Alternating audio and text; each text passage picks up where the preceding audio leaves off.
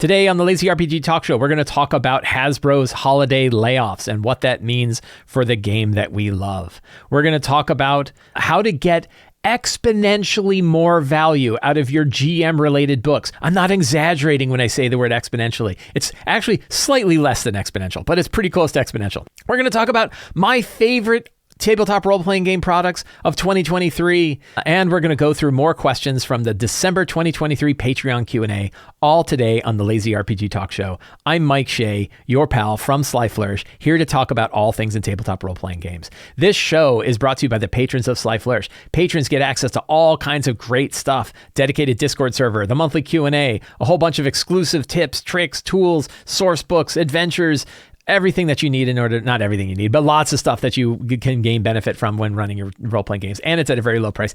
And you get to help me put on shows like this to the patrons of Sly Flourish. Thank you so much for your support. Speaking of support, we are in, if you're watching this on YouTube or listening to this on the podcast, you have very little time left to go to the Sly Flourish bundle of holding and get in on it. If you want roughly $80 worth of Sly Flourish books for just slightly over, I think it's literally 1 penny over $20, get down on this bundle. The bundle is only lasting. It's 1 day and 12 hours from the time of this recording, which I think is basically less than 12 hours from now. It's only just a few hours left on this. So what do you get? For $6, you get Sly Flourish's DM Tips, the Lazy Dungeon Master, the original 2012 version, Return of the Lazy Dungeon Master, and the Lazy DM's Workbook. That's for $6. That's $20 worth of stuff, I think, like that, or something like that. The Fantastic Collection, though, if you add on, I think it's like $14.01 or right around there, it's a little bit more, you get Ruins of the Grendelroot, Fantastic Adventures, Fantastic Layers, and Fantastic Locations, including all of their art and map packs, all with those that have EPUBs. You get all of the EPUBs along with PDF. You get it all in one big package. It's a really fantastic deal. You can find a link to that in the show notes. It's ending very, very soon. Please check it out. This past week, we got word that many, many people at Hasbro were laid off. I think it was something like 1,100 employees of Hasbro got laid off across all of their divisions, and that is in addition to the 800 that were laid off before. That's about 20% of the company was laid off. And this appears to have been across the entire company, which means it hit Wizards of the Coast as well. Even though Wizards of the Coast is apparently doing much better than the traditional Hasbro brands, this looks like they have done a 20% cut across the board. This is a relatively common idea that big jerk-off companies do, which is it's far easier for us to just tell every department to cut a certain percentage than it is for us to actually figure out who should be let go from which departments in order to maximize shareholder value. Anyway, many great people were let go. They were let go right before Christmas. It really sucks. Now, those of us who have been paying attention to the RPG industry for many years know that this isn't necessarily unprecedented. In the 3rd edition and 4th edition days, it became notorious that Wizards would regularly fire staff right at the end of the year, right in the holiday season. It's got something to do with taxes. It's got something to do with like quarterly income, quarterly value, all that kind of nonsense, but it hurts real people, and it's very, very sad. Many of the people that are on this list are people that I know, people that I think have done a great job, and it's a real shame to see them go. And I feel for them. I feel for them greatly. So if you want to learn more and you want to discuss it more, there's a great thread, a bunch of different threads on EN World where they're talking about this. I will link to the main EN World thread that has all of the details in the show notes. So if you want to see the names of everybody, if you want to learn more about it, you can do so, but it was a lot of people. So 2 things became very crystal clear when I saw the layoffs themselves and when I read Chris Cox's note about it. Number 1, there is no Wizards of the Coast. There is only Hasbro. Now, what do I mean by that? Well, of course there's a Wizards of the Coast. There's a big logo. I'm going to use a quote from Dune. If you can destroy a thing, you can control a thing. So if there is a Wizards of the Coast, it doesn't matter because the whims of Hasbro can directly affect what happens at Wizards of the Coast. One way of thinking about it is you have 2 barrels filled with water, only there's a pipe at the bottom of the 2 barrels that connect the 2 barrels together. As long as one barrel is going up and down, the other barrel is going to go up and down. No matter what you do in one barrel, it's going to always affect the other barrel. It doesn't matter if Wizards of the Coast has a strategic direction. It doesn't matter if people in the Wizards of the Coast are really good, and many of them are. I absolutely believe this. I know that this is true, that many of the people working in Wizards of the Coast have our hobby as their prime interest. They love this hobby. They loved it before they went there. They were extremely happy to go there to be part of the hobby. And in their position there, want the whole hobby, the whole tabletop role-playing game hobby to be stronger. They absolutely want that. And it doesn't matter because Hasbro can fire them because toys didn't do well. So it doesn't matter because as long as Hasbro is sitting up above Wizards and can say things like, you're going to have to drop 20% of your staff, even though you're doing way better than everybody else, it doesn't matter. So as far as I'm concerned, there is only Hasbro. There is not Wizards of the Coast. I don't even feel like talking about Wizards of the Coast anymore because it doesn't matter. The direction is Hasbro, and the direction of what's happening with D&D is Hasbro. So there is only Hasbro. The other one, it is very clear, and again, I've talked about this for many weeks, the D&D is a digital product now. Right? That the focus of D&D is on a digital product line. This isn't a surprise. And if you think about it just financially, we know they spent $150 million on D&D Beyond a couple of years ago. $150 million. And I laughed because I said, imagine if somebody came to me and said, I want you to make a role-playing game, and here's $150 million. I wouldn't know what to do with it. I wouldn't know what to do with 10% of it. And I don't imagine that it costs 10% of that to make the new core books. So the core of D&D, the actual, when you scrape everything away and you come to the core of D&D, it's 3 core books. And it's certainly, I think you would be wasting a tremendous amount of money to spend $15 million making 3 core books, much less $150 million. But that's what Wizards of the Coast invested in it. We also know that they're investing even more money into the virtual tabletop. We have no idea how much money that is going into that, but I bet you it's harder to do that than it is to do D&D Beyond. So, it's a whole lot, which means they are pouring almost all of their money into the digital side of D&D. There is no Wizards of the Coast. There is only Hasbro, and D&D is a digital product now. Those are the 2 things that became crystal clear to me when looking at this whole thing with all of the layoffs. So what do we do about that? I talked about this previously as well. I'm going to bring it up again, and I'm probably going to bring it up a lot. What can we do? 1, play other games. There's lots of TTRPGs. I love 5th edition. I love D&D. I plan on playing both. I can also play lots of other role-playing games. I'm not saying you have to exclude one in order to include another. Many people are. Many people are saying just leave D&D and go to another game. I'm not saying that. I'm saying there are many, many games, and we can love many, many games. Our hobby becomes more resilient the more we try other games and enjoy other games and let our players try and enjoy other games. I've been running a long Shadowdark campaign, and I've been really enjoying it. I'm not saying I'm going to switch to Shadowdark and that's going to be the only thing I'm ever going to play, but I'm really enjoying it. The good thing is, even with 5th edition, we don't need D&D. That with 5th edition, you have Tales of the Valiant, you have Level Up Advanced 5e. You also have your old D&D books. And if you have them already, of course you can use them. Support other publishers, particularly independent publishers. Many, many really great creative people, including people that became members of Wizards of the Coast, that joined Wizards of the Coast, made fantastic products for 5th edition, products that are directly compatible with the 5th edition version of D&D. They made those products. Go support them. Support them on Kickstarter. Go to their websites and buy their products directly from them on their website. Support other publishers. Buy books in PDF, physical books and PDFs. The more you pour money into licensing material from cloud-based services, the riskier things are. If you buy physical books and you buy PDFs, those are things that you can keep and hold, and no one can take away from you as long as you care for them.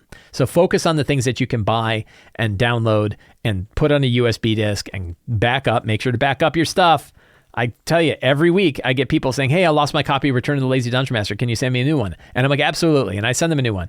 What if I'm not around? What do you do then? Now you lost your copy. So back up your data. Use physical books, sheets, and dice, even for online play. And support the use of books, physical character sheets, and dice for online play from your players. Let them just roll dice at the table. Even when we're playing online, you don't need to use digital tools. You can use physical tools. I roll physical dice at my table all the time when I'm running online games. All we really need is communication. Don't get so hung up on using all the digital tools. It's okay to use the physical stuff, and it's really fun. Allow other 5e character options other than those published by Wizards of the Coast.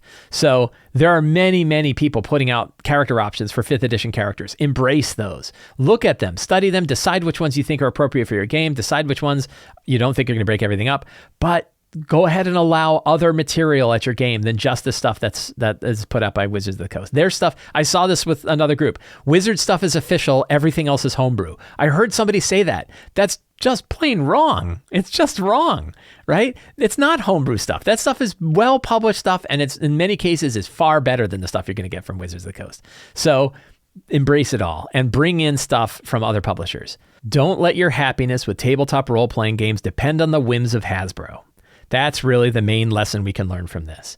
We love the TTRPG hobby. I love the TTRPG hobby. I spend pretty much every waking moment thinking about the TTRPG hobby or doing stuff with it. I love this hobby desperately. It's so much fun. And to me, it is so important. We cannot let our own hold on this hobby depend on any one company, but particularly Wizards of the Coast, and we've seen what they have been doing. Don't let your happiness with TTRPGs depend upon the whims of Hasbro, is my number one lesson in this.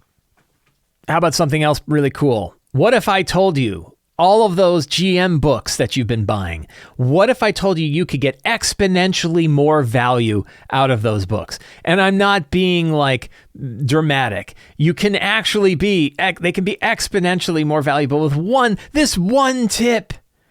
This is so clickbaity. This one tip is going to make your books exponentially more value.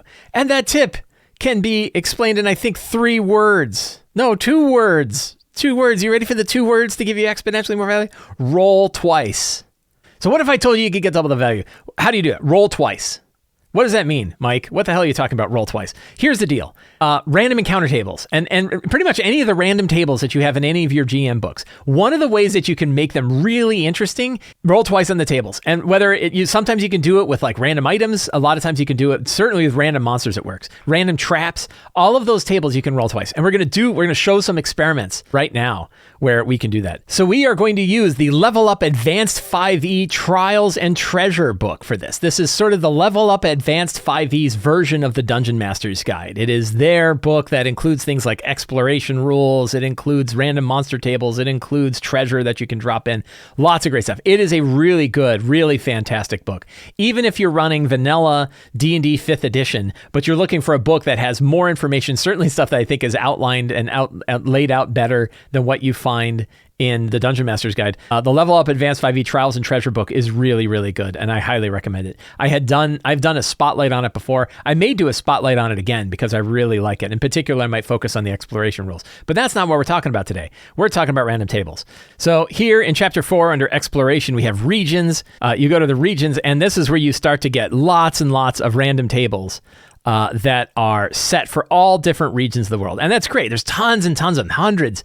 Like just hundreds and hundreds of encounters. Now, this is great. One thing, my little nitpick would be for this, if I was going to pick, and I'm guess I'm going to pick, is that when you have something like you roll a number and it says noble, that doesn't really tell you anything. One of the things I really like from random encounter tables is when it has context along with the encounter. So it's not just bugbears, it's bugbears are harassing a merchant, or bugbears have just assassinated somebody, right? Do something that talks about why these bugbears are there. You can always not use whatever the motivation is, but it gives you a little bit more for an encounter to have that motivation. But let's take a look at this Country Shire Exploring Table Tier 2. So the idea is that things have escalated up in the world a little bit, and you're facing some more powerful foes. So we'll just roll once and see what we get.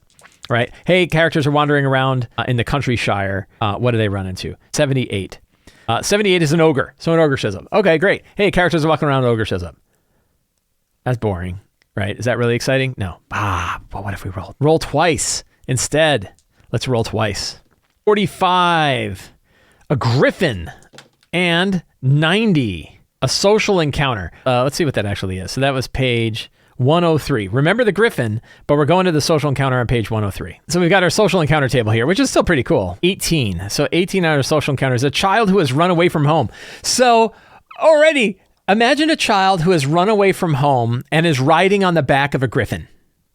The child is like, you hear this thing and you look up in the sky and you see a griffin flying around and somebody's on it with arms outstretched like Neverending Story going, wee! And you're like, what the hell? And then the griffin comes down and the kid is like, big griffin lands on the ground and like looks at you and snorts and is clawing at the ground. And the kid goes, do you have cookies? And you're like, what? And it's like, I want a cookie. And the griffin's looking at you, he wants something too. I don't think he wants a cookie. And now you have this encounter where you mixed up a kid that's riding in a griffin. How much cooler is that than either a kid that is lost from home or a griffin on their own? Not, way cooler, if you ask me. Let's try another one. We're going to do tier 1 in the Blasted Lands. Deserts notorious for capricious ruins, yada, yada, yada. Let's do some Blasted Lands stuff here. 66 is a pit trap. That's exciting. You're walking along the Blasted Lands, then you fall in a pit. Boring. Let's roll twice. Let's roll again. 62. 62 is an ogre, right? So now you have a pit trap, and there's like hiding behind a rock is maybe some ogres that are waiting for you to fall in the pit trap. Or maybe an ogre has already fallen in a pit trap. It's like, help, I sprained my ankle. I fell down this stupid pit trap and my ankle is hurt. Help me out, right? You can decide like, ooh, which way do I want to do it? But you've got this cool motivation. There's a pit trap and an ogre. All you had to do was roll twice.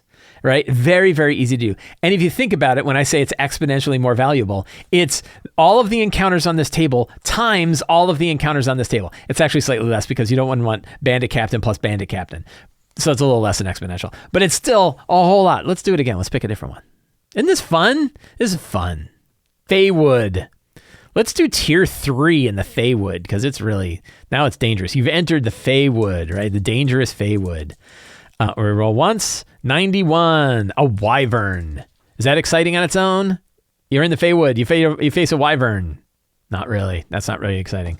Roll again. 33, hobgoblin warlord. A hobgoblin warlord and his army comes riding, and he is riding on a wyvern. A bunch of hobgoblins come riding in, maybe on dire wolves or on what are those goblin things that they ride on? Oh, I forget. Wargs. So hobgoblins come riding out of wargs, and a hobgoblin warlord comes riding in, and he's like, you're all drafted. We're going to war. We're going to war with the Fey Queen, and you're all drafted. Get in line, right? Like, fun. You get ideas. Your mind goes in different ways. You could, of course, switch it around, and a wyvern is about to kill a hobgoblin warlord. You save the warlord, and he's your best friend, right?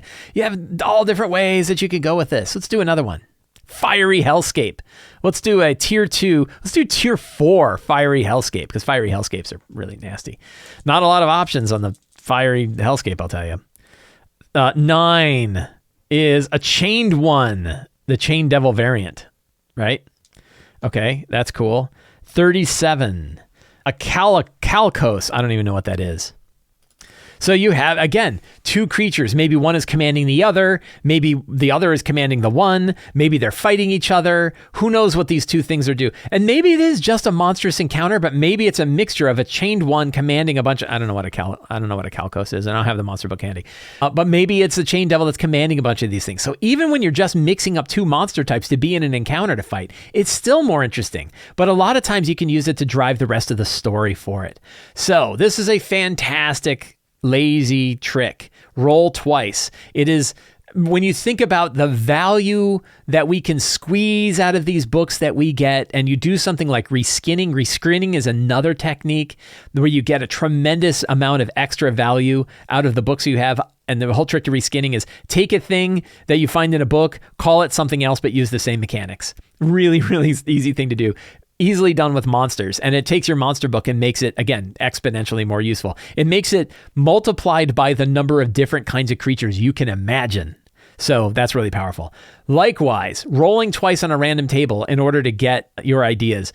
That is where you can get a lot of extra value, even when they're not adding context, right? Because you can see, like, let's roll exploring tier 2. We're going to stay in the hellscape. We're going to have a tier 2. 57. Marsh gas, right? So they're dealing with marsh gas. That on its own is not very exciting. I've had adventures where like, oh, you're walking through marsh gas, everybody make a Constitution saving throw. It's pretty lame, right? That when you just have one thing, it's actually pretty lame. The minute you add a second one, 18, a bearded devil. Bearded devils in marsh gas, right? Now you've got a potentially really interesting tactical encounter where you're trying to go through marsh gas getting attacked by bearded devils, or a roleplay encounter where a bunch of bearded devils got stuck in marsh gas themselves. You can change this, and immediately when you just take one vector and cross it with another, now you get really interesting things.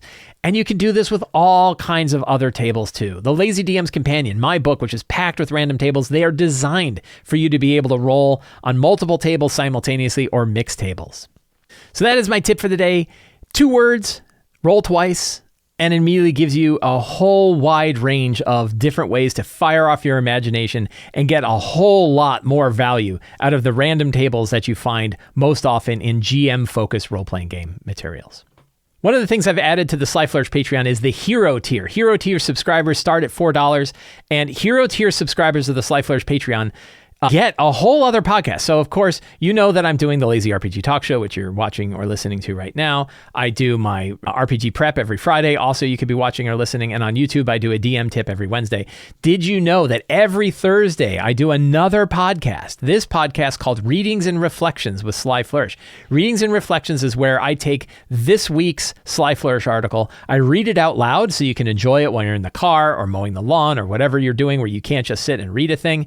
And then I do a commentary on it. I talk about why that article came about. I talk about other ideas. A lot of times I expand on the ideas that you would find in the article and talk about other ways that it can be valuable to you in your game. It's really fun to do. It's only about a 12-minute long podcast, so it's not too long. It's not going to take up a lot of your time. Really fun to do. And it's an exclusive podcast for patrons of Sly Flourish at the Hero Tier. So if you want to hear Readings and Reflections, please join the Sly Flourish Patreon at the Hero Tier and enjoy Readings and Reflections with Sly Flourish. We have another fun topic today. It is closing in on the end of 2023, and I thought now is a great time to talk about my favorite TTRPG products of 2023.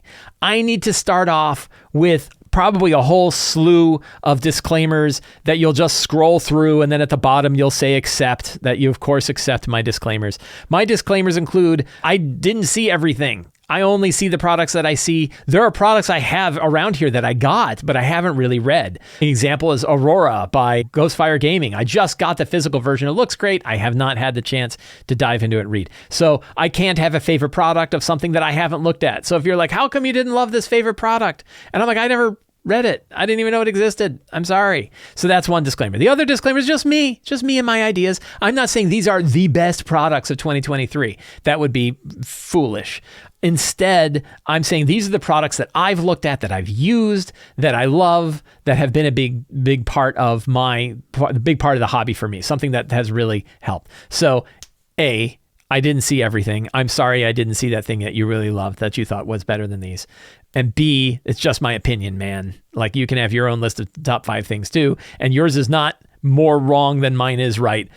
All of us are allowed to have whatever opinions we want on whatever products we found they're big. So what are my top 5 products? Look, I used a little thing so I can hide the products so as not to, so that you don't lose the surprise of number 1. Although I would be very surprised. Here's a fun thing. What do you think my number 1 product is for 2023?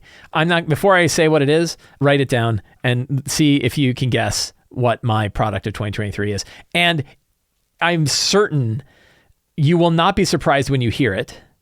If you didn't get it, it should be foolish. It's pretty easy to figure out, I think. Number 5, Tome of Beasts 1 2023. So Cobalt Press went back to their original Tome of Beasts, the original book that they did, and they rewrote and rebuilt many of the monsters in Tome of Beasts. Now, there's really one reason why this is on my list of my top 5 favorite products. There's a few reasons, but one of them is the quality of the physical book is way better. Cobalt Press switched over from using, I think, heavily recycled paper with a very opaque finish that was really thick, kind of rough, and didn't have near the color depth of the new one. The new Tome of Beasts 1 is a beautiful looking book. Designs, they didn't change everything. So many of the monsters that are in Tome of Beasts 1 are the same as they were in the Tome of Beasts 1 from whatever it was, 5 years ago. But many of them have gone through changes. A lot of the NPCs have gone through changes that follow the new standard style of spells being built into the stat block so that it is there. So that works really well. The one thing I will say, so one of the reasons why it's on my top 5 is I've used it. I've used it a lot this year. I've used it while I was running my Empire of the Ghouls game. I used it when I was running my my Scarlet Citadel game. I've used it a lot. So a product that I bought, I read, I liked, and I used definitely hits the list. The one thing I will say though is if you have the original Tome of Beasts, you probably don't need to buy this. It's not that different. But if you are looking for a higher quality print version with updated monsters, if you use it a whole lot and you know you're going to continue to use it a whole lot, then I think it's definitely worth a product, worth picking up. And I've done a whole spotlight of Tome of Beasts 1 in another show. Number 4, Zobeck Clockwork City. These are the 2 Kobold Press books. I will give a hint that 3, 2, and 1 are not Kobold Press books, but these 2 Kobold Press books are there. Zobeck Clockwork City is a book that combines a lot of material written about the city of Zobeck into one volume. So it's actually material that has existed in other forms. Some of it was for like the 3rd edition of D&D or Pathfinder. Some of it was in Warlock magazine that they did for their Patreon. They took all of this stuff together, they rebuilt it, but and even though it's coming from a lot of different sources, it's a really, really good book. It looks beautiful. And the main thing here, again, I used it heavily, and I used it because I was running Empire of the Ghouls that starts in Zobeck. Unfortunately, I didn't get the book till after my characters left Zobeck, but then they went back again. And when they went back again, I have used a lot of material from this book. I love source books. I love city source books in particular, and I think Zobeck Clockwork City is a really outstanding book. I liked it very much. Number 3, Uncharted Journeys. Uncharted Journeys is by Cubicle 7. Cubicle 7 had written for their Middle-earth role-playing game. They had done exploration rules for the 5th edition Middle-earth role-playing game. They have taken that out and made that useful and written the whole thing differently into one big volume that is available for 5th edition called Uncharted Journeys. This is a huge book of rules for how to run exploration across the lands, and lots of tables to help fuel your imagination for running encounters that go across the lands. It is a beautiful book. I like it very much. There are many different ways of handling the idea of character roles when they're doing exploration. This book has 4 different character roles that it focuses on. It has a whole system for how you run it. I have heard complaints about this that I think are probably worthy of discussing. Necessarily agree with all of the complaints. What my biggest complaint with it is that there are cases for things like weather and fauna that look like they should be random tables but aren't. They just don't have numbers next to the items in them. And I wish they did, which means I have to count down and say, okay, I'm going to roll to see what the weather is like. I don't know why there isn't a random weather generator. The idea is that you're just going to read the weather and pick what makes sense. But I also like to have a die roll because sometimes I don't want to read 12 items. I just want to roll and see what I get. And if I like it, I like it. If I don't, I want to roll again. So I kind of wish that those had rolls. Some other complaints are that it doesn't have a lot of combat encounters in it, that it's really focused a lot on exploration encounters. And those encounters could either be really big, like you find a ruined city, or really small. So my big recommendation to deal with that kind of thing is set up and roll your exploration encounters during prep. Don't try to use it during the game. This is not the kind of book that helps you improvise travel encounters during the game. Instead, it can help you get ideas for what you want to do when you're doing exploration encounters ahead of time. But it does have a cool system for moving it. So I liked it very much. So I took a hard look at this. I listened to some criticism that I had heard about it, and then went back and looked at it again. And I still think that this is an outstanding book. I really like Uncharted Journeys. That's my number 3 book. The reason why it is ahead of Zobeck Clockwork City and Tome of Beasts 1 for me is that it is more universally applicable. I can use this for pretty much any fantasy role-playing game that I want to use, whether it's in Zobeck, whether it's a Midworld or not, Midgard or not. Zobeck, for example, is only available if you're planning to use the city of Zobeck. I don't think it's a good book to pick up just if you want something for cities.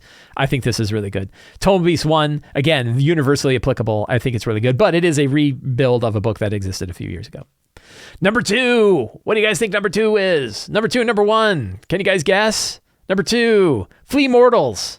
Now, this one I have to have a disclaimer because I wrote material for Flea Mortals. So of course, I'm going to love the book that I wrote for because they have excellent taste in the designers that they chose to write for it. But I'm pretty sure I'm not wrong that lots of people really love Flea Mortals. Flea Mortals is MCDM's big-ass monster book for 5th edition. This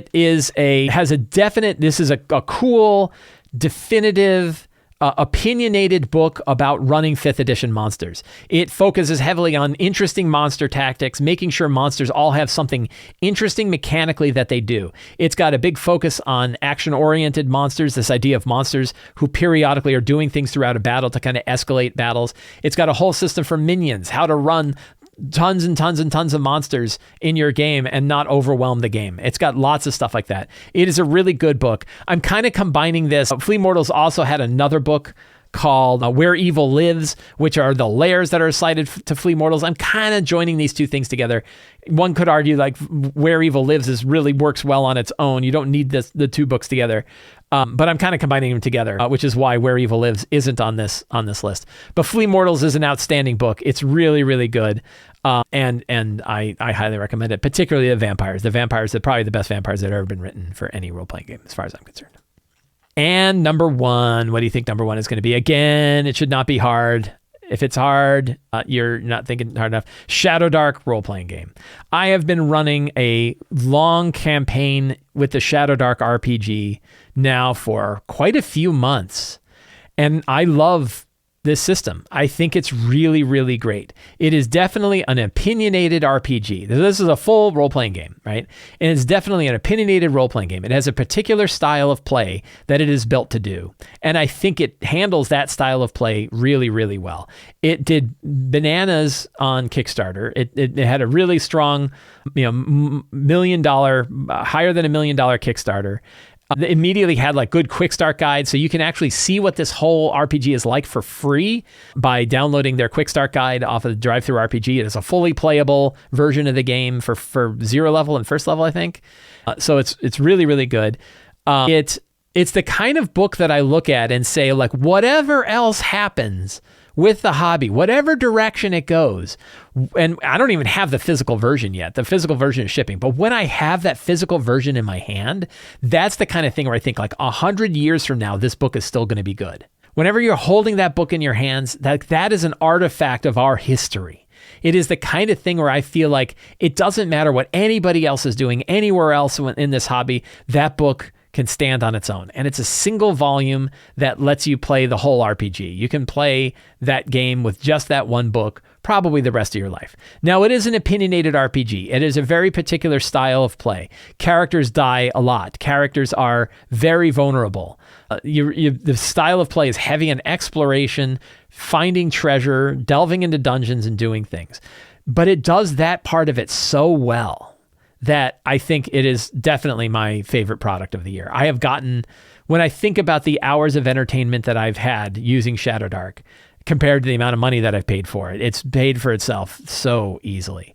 And it's not for everybody. I've got some players who are just not fans of it. They like heroic role-playing games. They like games where you have deep character arcs that take place over an entire campaign. The idea that you're dying consistently or that you can get killed by being unconsciously dragged through a fire trap is not what excites them about role-playing games. And they're not wrong. Like, that's absolutely an important thing to understand about how this game differs from other role-playing games. There are other games that do that part of it well. So it is not the end-all, be-all of role-playing games. I always see videos and things like, this cures all of 5th edition's woes, or this is the only RPG you ever need. I don't think that's the case.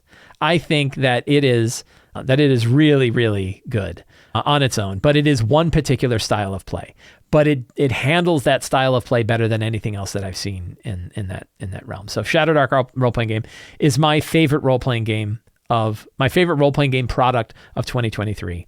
And if you haven't checked it out, you should. There's no excuse not to check out the free preview. And if you read the preview and you read it and you really dig it and you like it, then maybe pick up the book as well. I think the physical book, unfortunately, is not available yet, but will be available next year. And it doesn't matter. Like, we've been playing it so much that we've been able to play with the PDFs and really enjoying it. So I really dig it. Now, of course, I didn't include Forge of Foes on that list because it's already arrogant of me to include Flea Mortals given the work that I did in Flea Mortals. It would be absolutely arrogant. But obviously, we all know that Forge of Foes is the best product of the year.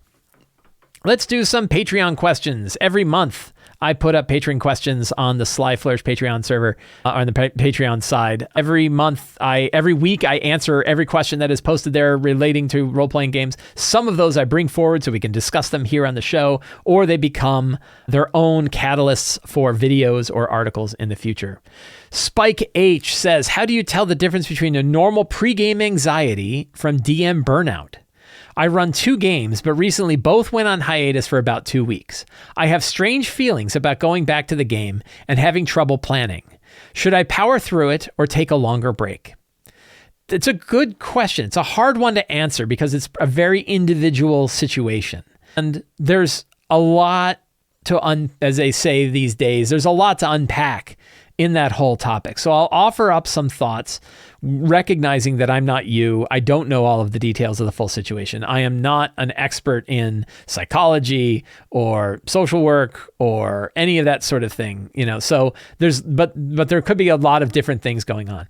There is pre-game anxiety. All right. I think a lot of people feel that. I think we feel it anytime we're engaging in a creative hobby, that there's that fear of I always like the lines from Carrie echo through our heads of they're all going to laugh at you. Right. And that's my impression. I thought it was a pretty good impression from Carrie. They're all going to laugh at you. So we have this feeling of when we're doing creative work, and we're doing creative work in front of other people, there's a level of anxiety that comes from that. And sometimes if we want to be creative, we have to power through that in order to make a thing anyway, right? That we don't want to get hung up on that lizard brain feeling of people are going to laugh at you, when we know that the benefit of it is going to be so much better for us when we do it, because getting together with our friends is really important. Having a good time with our friends, sharing a bunch of laughs, that's important. I think getting together with people is important in general. Now, so where do we separate the line between DM burnout and something else? That's kind of hard. That's hard to say too. And you might talk about it with your players and ask, does one of them want to pick up the reins and run a game for a couple of times? The other thing you could is maybe it's the campaign you're running right now, and it's so deep and so involved and so intricate that you kind of lose interest in it, and you get sort of anxious about it, and you just need to simplify it again. And I've had campaigns that have gone that way, and I just kind of fall back to, hey, I'm going to run a Seven Samurai adventure, right? And I think one of the advantages, one of the things that Return of the Lazy Dungeon Master brings to the table on this is it helps you focus down on the things that actually matter for the game and not get too wound up with the whole bigger picture of what this means in a larger campaign or world building or all that kind of stuff. You got some friends coming over on a Wednesday night. You want them to enjoy the time that they're going to spend there. What can you do in order to kind of set the stage so that when they come over, they're going to have a good time?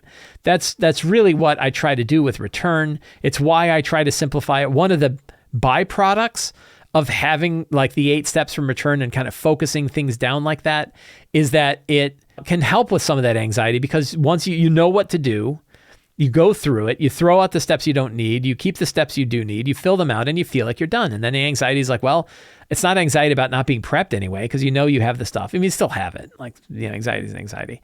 But then there could be something larger too. And then this is where, again, I'm speaking well out of my area of expertise. But are there other things going on in one's life that are kind of getting in the way? Is it too much stress in other areas? Is it what we're eating? Is it too little exercise, right? There's lots of different reasons why our motivation might be up or down to do things. And we have to ask ourselves, step back for a minute. Why do I really feel this way? How does this really work? So I think these are all just questions. I don't have an answer really, other than this conversation that we've been having. One thing I will bring up, and I will link to it in the show notes, is that Ginny D did an article or did a video where she talked about handling burnout and what to do with it. I thought she offered really good advice. She did a lot more research into it than I did. So I would recommend taking a look at that video as well. But then there's many people who have talked about this topic in many different areas. And it's worth asking, do you feel that same way about other activities in your life? Because then it might be time to talk to somebody about it, right? And, or, it's just really, you just need another break. But I know, and so there are times, definitely this happens to me, where I'll find out a game is canceled and I don't feel bad about it. I'm oh, that's good. Now, part of that is just I'm very busy. And for me to be able to have not only the time back from running the game, but the prep time back means that I suddenly gain 5 extra hours in my week or something like that. That's great. Sometimes I need the rest because, I'm doing a lot. Now I'm running 2 to 3 games a week, right? I'm running a lot of games. So, one game, missing one of those games, but I know that I feel bad if I miss 2 or 3, if I miss a full week's worth or 2 weeks worth of games, which often happens in the holidays too. Then I feel anxious about it. I'm damn, I kind of missed having that chance to play that game. So, part of it is it's effort, right? People want to, a lot of people don't want to talk about it. And they say don't make it sound like DMing is hard, because then nobody will want to do it. And it's not that it's necessarily hard, but it takes effort. And it takes effort that in our day and age of instant entertainment, it's more than we often make for lots of other aspects of our lives. It takes more effort than a lot of other things. It's really good effort, and it's very fun, and it's very creative, and it's very enriching and enlightening, and we like it a lot. But it definitely takes more effort than, watching a TV show or playing a game on your phone or whatever, right? It definitely takes more work than that. Now, I've tried to do everything I can to simplify it, to make it as easy as possible to get going with it, but it's still going to take effort. And there's still going to be that constant anxiety of, I'm going to go out in front of my friends and I'm going to make funny voices and they're all going to laugh at me. And sometimes they do laugh at me, but it's okay because we're all laughing for a good time. So Spike, I hope that helps with that conversation. It is definitely a big one, and it's one of the reasons I put it on this list. Edmund O says, one thing I'm struggling with a bit is player-focused side quests. I know a big Sly Flourish tip is focus on the characters, and I've interpreted that to give each of my 6 players their own mini quest, 1 session max, that rewards them with a bit of backstory lore or a cool customized magic item. But sometimes it seems like the other players would prefer the main storyline to be advanced more quickly, and that these side quests are distractions. Do you have any advice for balancing mono-character focus and all-character plots? So one is, the universal answer to a lot of things like this is, talk to your players about it and step out of the game, step away from the characters and talk to the players and ask them how they feel about it. I find it works best when I can weave personal quests into the main quest line so that it isn't one or the other. If you can weave in your character's side quests into the main quest line, then it's not one or the other. One of the reasons why players might not like them is that they can kind of feel like dream sequences or backtracking or quests that just aren't relevant. It's not that it affects one character, it's that it doesn't have anything to do with the main storyline. But if you could somehow weave them together so that they are part of the main storyline, then not only does this side quest help that one character out, but it also helps move forward the main quest line. That's something that can hopefully help with that, because players definitely feel like, look, we have a mission, let's focus on the mission. And they're not super happy when that mission is, for whatever reason, is moved off onto a side quest. So what if the side quests are the main quest or part of the main quest? An example would be, let's say that you have 5 characters and there's 5 artifacts of power. And each of those artifacts of power are sort of tied to the character in some way, that the reason why they're there is that. But you need all 5 artifacts of power to open up the great big door in order to get to whatever the end zone is, right? That way they know they need to accomplish these things. The characters can decide who's going to be next and do it. And they're getting the item that's made for them, but they still have to use all the items together to get to the final place. I actually did this in one of the first campaigns I ever ran when I was like 14 years old. And it surprises me that it worked that well back then when I didn't have any idea what I was doing. I'm sure I screwed up everything else, but I remember I had a scene where they all got their magic item of choice. And I remember one guy was like, you gave me a hammer of thunderbolts.